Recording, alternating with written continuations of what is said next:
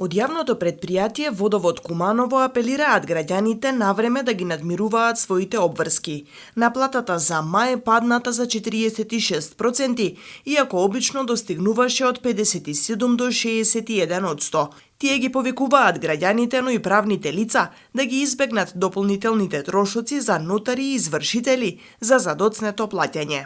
И оние потрошувачи поголеми кои што ги плаќа редовно своите сметки сега заостануваат. Значи во тој дел и Куманово во последен период има проблем што немаме големи индустријски капацитети кои што ќе трошат повеќе вода, имаме намален обем на фактурирана вода спрема правните лица, а исто така и многу намален прилив на пари од наплата на правни лица.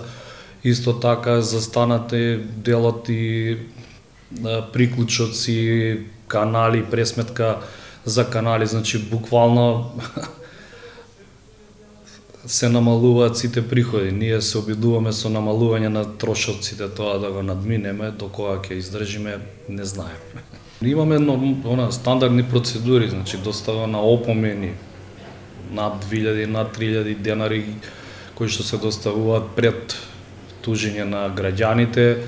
Кога направиме таква акција, се подобри, значи, обемот на наплата. Јавното предпријатие Водовод веќе има изработено идеен проект за поставување на фотоволтаици, а наскоро треба да се распише јавна набавка за изработка на проектна документација.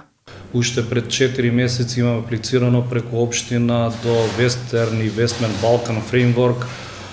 Тоа е некоја организација под покровителство на Европската комисија за поставување на фотоволтаици, каде што 70% е грант, 30% е заем.